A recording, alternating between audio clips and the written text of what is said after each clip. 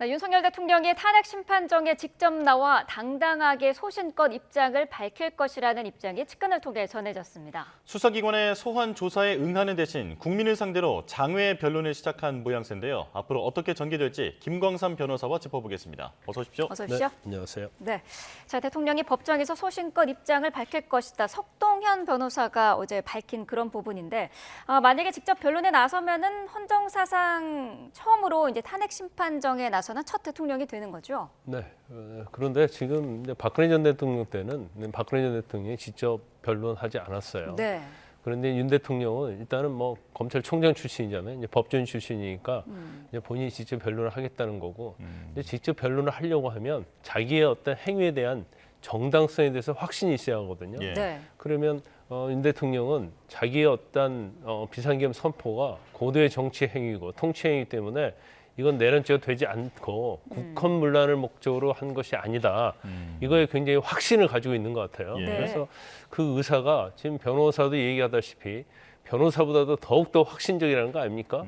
그러면 본인은 죄를 진 게 아니고 구국의 이념으로 했다. 이제 그런 생각에 있는 것 같습니다. 이제 그게 객관적인 법률 요건이랄지 이제 국민이 바라보는 시각과는 한참 동떨어져 있지만 본인은 뭐 일단 죄가 되지 않는다고 생각하고 여러 가지 어떤 요건에 있어서 어떤 합리화 이제 이런 걸 본인이 직접 피력하려고 하는다고 이렇게 볼 수가 있는데 이제 한편으로는 물론 법률적으로는 그럴 가능성이 있고 그럴 의도가 있다고 보지만 또 한편으로는 이 어떻게 보면 이제 탄핵 심판을 좀 이끌고 가면서 이제 지지자들에 대해서 자신의 어떤 소신을 밝히고 지지자들이 어떤 단체 행동을 할 수 있는 여지 이제 이런 것도 뭐 생각하고 있지 않나 싶습니다. 네. 예.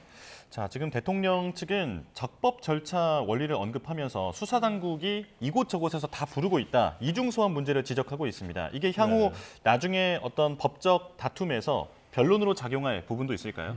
아니면 이거 자체는 지금 뭐 사실은 중구난방이잖아요. 그래서 수사에 대해서 워낙 수사기관의 경쟁 구도가 너무 심해요. 예. 그래서 이 부분을 지적할 수 있고 또 경우에 따라서는 뭐 압수수색이랄지 또 어떤 진술에 있어서 그것이 과연 이제 법정에 가면 증거 능력이 있느냐 이제 이런 부분도 상당히 다퉈질 여지가 많다고 봅니다. 그렇지만 근데 대통령은 지금 피의자잖아요.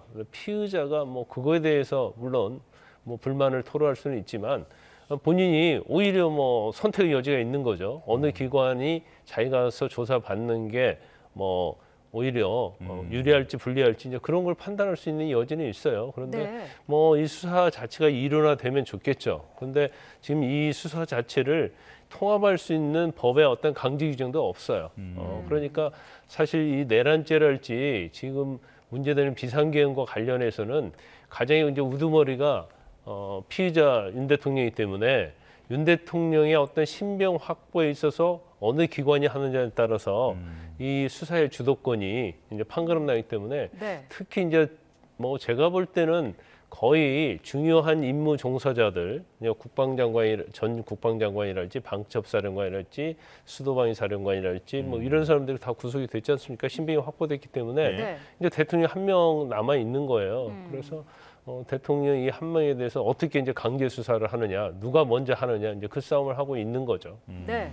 수사기관이 부른다고 가는 게 법치에 맞는 건 아니다라는 게 이제 또 어제 변호인단의 얘기였는데 이거는 어떻게 보세요? 그건 말이 맞지 않죠.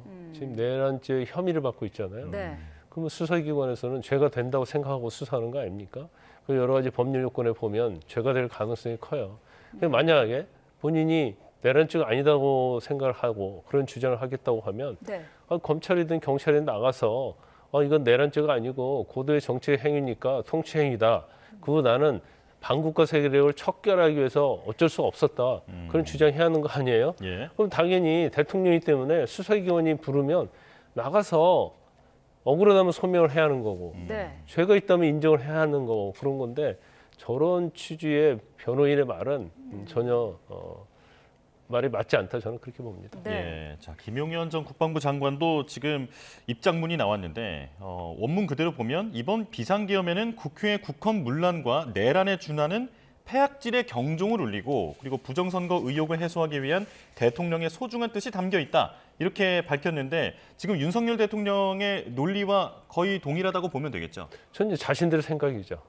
이제 국민의 생각과는 이제 동떨어 있다 볼 수 있고 아마 저런 생각을 확신했기 때문에 아마 비상계엄이라는 엄청난 일을 저질렀다 이렇게 봐요. 그런데 우리가 이제 저런 사람들을 확신범이라고 합니다. 네. 예. 도대체 객관적으로는 인정할 수 없는 사실을 자기는 합리화하고 합당화하고 이게 법률적으로 문제가 없다고 확신을 하고 있는 거죠. 그래서 결국 김영인 전 국방장관하고 그다음에 윤 대통령이 주도해가지고 비상계엄을 한 거잖아요. 예. 저 정도 확신이 없었으면 비상계엄 할 수 없었겠죠. 그래서 뭐 제가 볼 때는 뭐 최근에 그 비상계엄에 관여한 중요 임무 종사자들 포함해서 이 사람들은 자기들만의 세계에 살고 있지 않았나 싶어요. 그래서 뭔가 국회의 어떤 하는 일을 폐악질이라 보고 다수당의 이제 폭거를 물론 문제는 있습니다만은 그다음에 뭐 여기에 경종 올리하고 그다음 무엇보다도 이제 부정선거에 굉장히 꽂혀 있다. 예. 그러니까 정신적으로 부정선거가 100% 맞다는 그런 생각을 하고 있는 것 같습니다.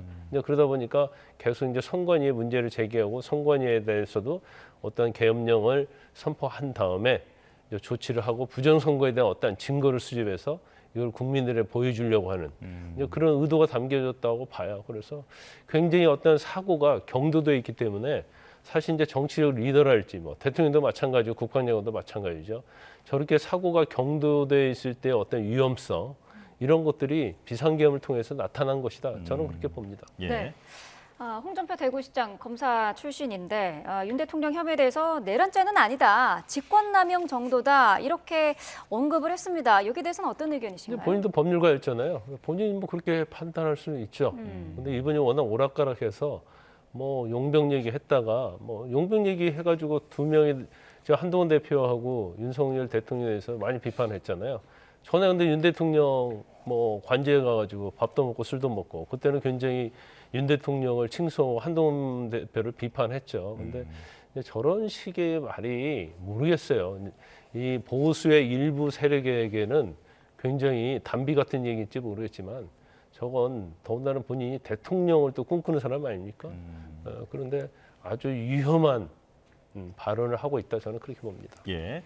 자, 그리고 이제 계엄 수사도 보겠습니다. 지금 계엄군의 국회 진입 때 실탄 수천 발을 갖고 왔다라고 지금 확인이 된 상황인데 그렇다면 국회 진압을 위해서 유혈 사태까지도 감수하겠다라고 했던 의도가 담겨 있었다라고 볼 수 있을까요? 우리가 처음에 계엄이 뭐 특히 국회에 난입한 그런 계엄군들, 근데 특수전하는 장병들 아니에요.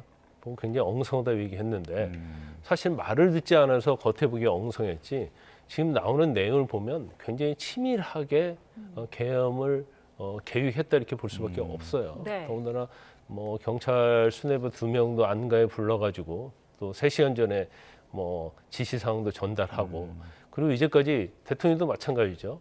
그리고 뭐라고 얘기했냐면 뭐 공포탄만 뭐 소지하고 있었다랄지 살생 의도는 전혀 없었다. 그런데 실탄이 뭐 1,600발 뭐 그런 것이 다 이미 다 준비되어 있다는 거 아닙니까? 예. 그럼 만에 하나 지금 화면에 나옵니다만은 저러한 계엄군이 실질적으로 저기에서 그 실탄을 가지고 뭔가를 무력 행사를 했다고 한다면 이 나라가 어떻게 됐겠어요? 그럼에도 불구하고 이걸 자체를 국헌문란의 목적이 아니다. 이제 이렇게 말하는 것 자체가 어떠한 생각에서 한지는 뭐 상당히 이해하기 좀 힘든 측면이 좀 있죠. 예. 네. 사전 모의 추가 정황도 지금 드러나고 있습니다. 예비역 민간인이 밀접하게 관여를 했고 패스트푸드점에서 햄버거를 먹으면서 이제 회동을 했다 그런 이야기도 나왔는데 민간인이 이렇게 군의 활동에 밀접하게 관여를 했다면 이거는 처벌을 받을 수 있는 부분 아닌가요? 내란죄의 공범이라고 볼 수 있는 거죠. 그래서 이 부분도 참 이해 가지 않아요. 아마 네. 그 노상원 전 정보사령관이 육사 출신인데 김영현 전 국방장관은 이제 후배인데 아마 막역한 사이였던 것 같아요. 네. 근데 어떻게 군인이 아닌 사람이 또 대령들을 불러가지고 내란을 모의하고 이런 행위를 했는지 이거 사실은 공적 마인드가 전혀 없는 거고요. 저게 전형적으로 이제 불법적인 거고 저게 내란 자체가 아니고 예를 들어서 저 비상계엄이 뭐 국지전일지 그런 거 있어가지고 이루어졌다고 해봐요. 그래도 민간인이 저기 참여할 수 없거든요. 더구나 군사 기밀 사항이거든요. 예. 그럼에도 불구하고 왜 저런 행위를 했는지 참 이해가지 않고 그러면 저것은 어떤 한편으로 보면 국방부 내에서 김용현이 있는데 그 밖에 민간인 세력 중에서 이제 비선이 있지 않느냐. 그 비선과 함께 이번에 비상계엄을 이제 공모했다, 내란을 공모했다 이렇게 볼 수 있는 정황들이 있기 때문에 아마 저 부분을 수사를 좀 더 깊이 들어가면 아마 노상원 전 정보사령관 이외에도 또 다른 비선들이 또 존재가 나올 수도 있을 가능성이 있다 이렇게 봅니다. 예, 네. 비선 의혹으로도 확대할 수 있다 이렇게 전망을 하셨고요. 자, 그리고 지금 대통령에 대한 소환과 출석 요구가 이어지고 있는 상황에서 공수처장이 현직 대통령의 신병 확보 방안에 대해서 긴급 체포보다는 체포 영장이 적법하다라고 밝혔습니다. 어떤 이유에서 이런 말이 나온 겁니까? 일단 강제 수사할 수 있는 방법은 세 가지가 있어요. 하나는 이제 긴급 체포죠. 네. 긴급 체포는 이제 일반적으로는 조사를 하다가 체포를 하는 겁니다. 그래서 긴급 체포 요건이 뭐 대통령에 대해서 해당이 지원은 된다고 보고 있고요.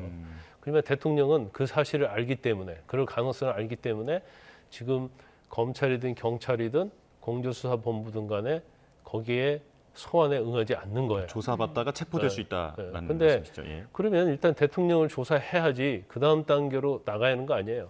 지금 내란죄와 관련된 수뇌부들은 거의 다 지금 신병 확보가 되고 구속이 돼 있어요. 지금 남아있는 사람이 대통령이거든요. 그럼 대통령이 우두마리로 적시돼 있지 않습니까? 예. 내란죄로. 그럼 대통령 조사는 반드시 해야 하는 거죠. 그런데 소환해도 출석을 안 해요. 그러면 결과적으로 할 수 있는 것은 체포영장과 사전구속영장이 있는데 조사를 계속 응하지 않는다고 하면 사실은 구속영장을 바로 들어가기는 쉽지 않습니다. 네. 그러니까 검찰도 마찬가지고 공조수사본부도 마찬가지고 체포영장을 발부받을 수밖에 없다. 그러면 이제 다음 카드는 대통령의 소환조사는 이제 체포영장이 될 것이다 이렇게 봅니다. 네. 예. 자, 경찰이 두 번째 대통령실 압수수색에 이제 어제 또 실패를 했습니다. 경호처 서버에 그 저장된 조지호 경찰청장의 비화폰 통신 기록 요 부분을 좀 수사하려고 했던 것 같은데 협조 여부를 오늘 다시 알려준다는 게 이제 대통령실 경호처의 입장이에요. 어떤 대답이 나올까요? 협조해야죠. 일단 이제 형사소송법의 110조에 의하면 군사상 비밀 장소에 대해서는 관리자의 허가 없이는 승낙 없이는 압수수색 불가하게는 돼 있습니다. 네. 그런데 이게 군사상 비밀 장소를 할지라도 지금 군사상의 어떤 비밀을 압수수색하는 게 아니거든요. 지금 대통령이 조지호 전 경찰청장에게 비화폰으로 6번이나 통화했다는 거 아닙니까? 네. 이것은 내란죄 여부에 있어서 굉장히 중요한 증거가 될 수 있는 거예요. 그러면 서버에 남아있는 비화폰의 통신 기록을 입수를 하려고 하는데 이걸 경호처가 계속적으로 거부하는 건 맞지 않다 이렇게 보고요. 더구나 예. 대통령은 탄핵 가결이 돼서 직무 정지돼 있잖아요. 네. 그러면 이 경호처가 국민을 경호할 거예요? 대통령이 경호할 거예요? 그건 결단을 해야죠. 단지 형사소송법 규정 하나 있다는 걸 근거로 해서 저렇게 압수수색을 맞는 것은 맞지 않다 이렇게 봅니다. 네. 자, 그리고 이제 한덕수 대통령 권한 대행의 이 헌법재판관 임명권 논란이 지금 여야에서 뜨겁게 붙고 있는 상황입니다. 일단 지금 여야는 재판관 인사청문회 문제까지도 합의를 못한 상황인데 양측 논리가 어떻게 됩니까? 양측 논리는 그런 거죠. 이제 그 한덕수 국무총리 대통령 권한 대행이 그 권한의 범위가 어디까지냐예요. 근데 총리는 사실은 선거에서 임명된 게 아니잖아요. 예. 그렇기 때문에 현상 유지의 권한밖에 없다. 이제 그게 일반적으로 법 이론도 맞고 그렇죠. 그러면 현상 유지의 개념이 어디까지냐 문제예요. 그러니까 헌법재판관이 지금 6명이잖아요. 그러면 3명을 국회에서 추천한 3명을 그러면 임명하는 것이 현상 유지냐? 네. 아니면 지금 6명 있는 거 그대로가 사실은 현상 유지거든요. 그런데 6명을 그대로 두는 것이 현상 유지냐? 아니면 3명을 추가로 임명을 하면 현상 유지가 깨지는 거죠. 이게 사실 어떻게 보면 말싸움이고 네. 어떻게 보면 논리에 따라서 달라질 수 있는데 야당 입장은 그거잖아요. 이제 국회가 추천한 거니까 대통령 임명은 형식적인 거다. 그러니까 임명하라는 거고. 네. 그다음에 여당 입장, 권성동 원내대표 입장은 지난 박근혜 전 대통령 때도 권한대행이 헌법재판관을 임명하는 것을 반대했지 않냐. 물론 대통령이 그 당시에 박근혜 전 대통령이 거류가 됐죠. 인용이 됐죠. 예. 그래서 대통령직을 그만뒀어요. 그 이후에 대법관 추천에 헌법재판관을 임명한 사례는 있습니다. 네. 그 야당은 이 얘기는 뭐냐면 대통령의 탄핵이 인용이 되면 대통령 존재 자체가 없어지잖아요. 그럴 때는 임명할 수 있지만 민주당에서 추미애, 박범계 이런 사람들이 그 당시에 반대했지 않느냐. 그렇게 이제 와서 왜 임명하라고 하느냐. 근데 이렇게 서로 굉장히 대립되는 거예요. 근데 제가 방송에 나서 여러 번 얘기했는데 지금 이제까지 헌법재판관 3명이 임명되지 못한 이유가 여야가 3명 중에 2명이 자기한테 추천권이 있다고 주장을 했었고 또 민주당에서는 계속 탄핵 수출을 계속 해왔잖아요. 그러면 임명을 하게 되면 직무정지 기간이 짧아져요. 그러니까 직무정지를 늘리기 위해서 이것을 일부러 안 한 그러한 생각도 있었던 거거든요. 예. 그래서 정말 정상화로 돌리려고 한다면 이제 여야가 대타협을 해야 하는데 그러니까 2명을 민주당에서 한다고 한다면 야당 입장에서는 탄핵에 불리하다고 생각할 거 아닙니까? 그러면 제가 볼 때는 이 정도 사안에서는 양보를 해서 민주당이 1명 그리고 여당이 1명 국민의힘이 네. 2명에 대해서 권한대행이 임명할 수 있도록 하는 그렇게 해야지 헌법재판소가 정상화되지 않을까 싶습니다. 네, 네. 알겠습니다. 자, 탄핵 심판과 관련한 수사 상황 그리고 법률적인 내용들 짚어봤습니다. 김광삼 변호사와 함께했습니다. 고맙습니다.